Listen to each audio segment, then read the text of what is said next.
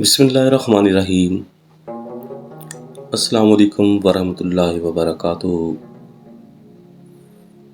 سامعین محترم، عین حسین آپ سے مخاطب ہے۔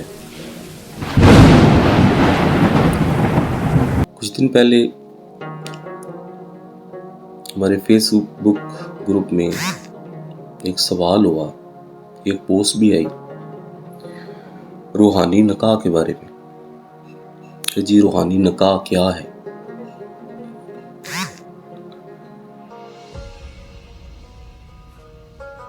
جس میں تھا کہ روحانی نکاح کے نام سے کچھ جاہل اور نام نہاد مرشد مرید خواتین سے زنا کر رہے ہیں، تو کچھ احباب کا سوال تھا کہ بتایا جائے کہ روحانی نکاح کیا ہے۔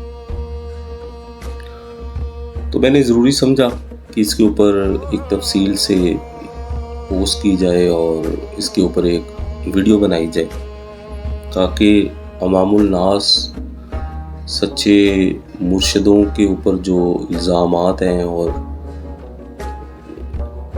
مریدین کو اویئرنیس ہو کہ مرشد کیا ہے اور مرید کیا ہے۔ اور یہ جو ایک نئی ٹرم ہے روحانی نکاح والی، اس کی بھی تھوڑی سی میں وضاحت کروں۔ تو چلیں جی وضاحت کرتے ہیں اس کی۔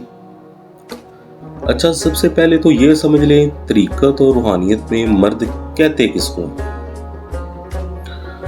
طریقت اور روحانیت میں مرد اس کامل انسان کو کہا جاتا ہے جو صرف طالب مولا ہوتا ہے، جو اللہ تعالیٰ کا طالب ہوتا ہے اور اپنے نفس کو نفس مطمئنہ کر چکا ہوتا ہے دنیا کو طلاق دے کر۔ موتو قبل انتا موتو، مرنے سے پہلے مر جاؤ کے مقام پر وہ اپنے مولا کا سچا بندہ ہو کر فائز ہو چکا ہوتا ہے اور مجلس محمدی مصطفیٰ صلی اللہ علیہ وسلم کا رکن ہو، اس کو بارگاہ کبریہ تک رسائی حاصل ہو اور وہ اللہ اور اس کے رسول کے حکم سے دین اسلام کی تبلیغ و تربیت کا سلسلہ قائم کیے ہو۔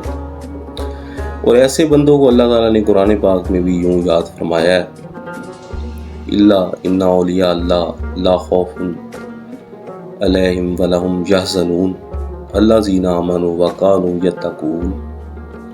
سن لو، بے شک اللہ کے ولیوں پر نہ تو کچھ خوف ہوگا اور نہ وہ غمگین ہوں گے، وہ جو ایمان لائے اور ڈرتے رہے۔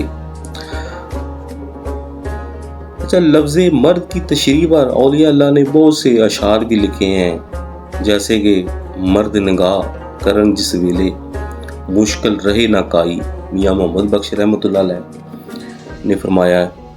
علامہ اقبال صاحب فرماتے ہیں کہ نگاہ مرد مومن سے بدل جاتی ہیں تقدیریں، اور سب نے ایک کامل ولی کو ہی مرد کہا ہے۔ اور جو مرد طالب دنیا ہو اس کو عورت سے تشبیہ دی گئی ہے، کیونکہ مرد طریقت میں اسے کہا جاتا ہے جو اپنے نفس کو پاک کر لے اور نفسانی نجاست سے پاک ہو کر نفس کو اپنا مطیع کر لے، اسے نفس مطمئنہ بنا لے، اتنی محنت کرے وہ، اور اس کی ہر سانس ذکر اللہ اور ہر لمحہ طلب مولا میں گزرے، اللہ ما سوائے اللہ حوض کے مصادق ہو جائے۔ جب طریقت میں بیعت کیا جاتا ہے تو مرشد پہلے مرید کو شریعت پر مکمل کار بند کروا کر طریقت کی تربیت دیتا ہے۔ پہلے شریعت ہے جی، بعد میں طریقت ہے۔ اب طریقت ہے کیا؟ آسان الفاظ میں سمجھا دوں تو طریقت سے مراد ایسا طریقہ کار جس سے نفس کو قتل کیا جائے، جس سے اللہ کا قرب پانے کے لیے اپنی روح کو مصفا کیا جائے، صاف کیا جائے، نفس کو پاک کرنا ہے۔ طریقت میں عبادت، ریاضت، مجاہدہ، مراقبہ سے تزکیہ نفس کا اہتمام کیا جاتا ہے اور مرید کو باطنی طور پر روشن کر کے، اس کے لطائف کو روشن کر کے مقام ولایت، مقام قرب، مجلس محمدی مصطفیٰ صلی اللہ علیہ وسلم، اللہ کے قرب میں فنا فی اللہ کرنا ہی ایک کامل مرشد کا کام ہوتا ہے۔ لیکن اس کے لیے مرید بھی سچا طالب ہو، نہ کہ طالب دنیا۔ یا نفس کا پجاری مرید جو گیا ہی مرشد کے پاس دنیا لینے کے لیے. حلقہ طریقت میں سالک کو جب اولیاء رحمت اللہ کے روحانی سلاسل میں بیعت کیا جاتا ہے تو مرشد رحمت اللہ علیہ مرید کو اپنی پوری ذمہ داری سمجھتا ہے. جیسے ایک مرد کا نکاح ایک عورت سے حلال طریقے سے ہو تو اس عورت کی مکمل نان و نفقہ کی ذمہ داری اس کے شوہر پر ہوتی ہے. ایسی طریقت میں کامل مرشد کے ہاتھ پر جب بیعت کی جاتی ہے تو کامل مرشد اپنے مرید کی پوری ذمہ داری اٹھاتا ہے. روحانی طور پر اس کی پوری زندگی پر اثر انداز ہوتا ہے.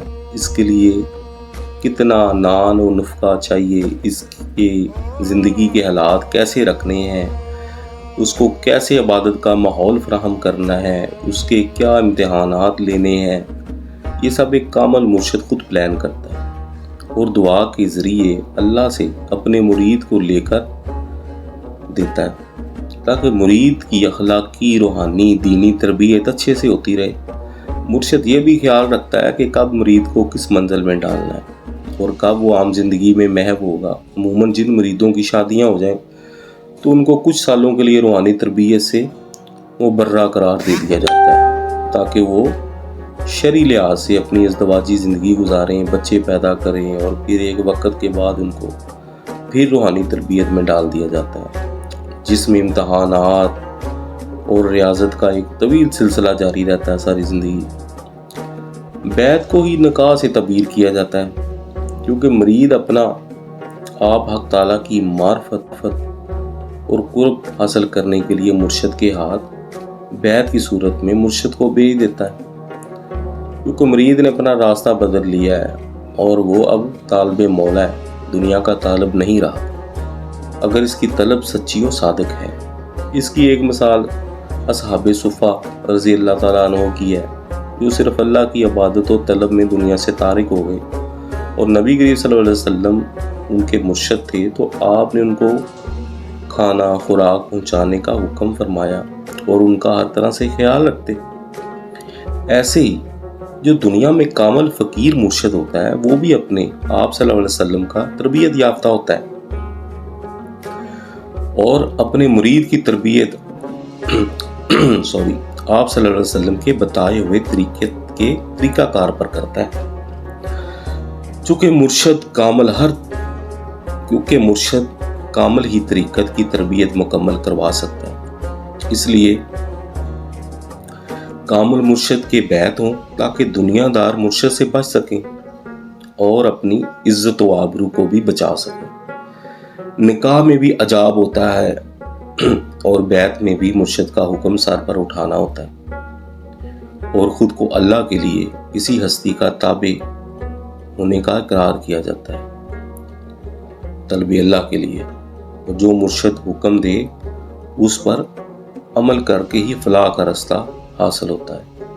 مرشد کے مریدین اس کے بچوں کی طرح ہوتے ہیں اور وہ ان کی ماں بن کر تربیت کرتا ہے، لیکن مریدین کی ضرورتوں کا خیال وہ ایسے لازم طریق سے رکھتا ہے جیسے ایک بیوی کی ضرورت کا فرض ایک شوہر پر ہوتا ہے. یہ ایک مثال ہے مرشد کے فرض کو سمجھانے کے لیے.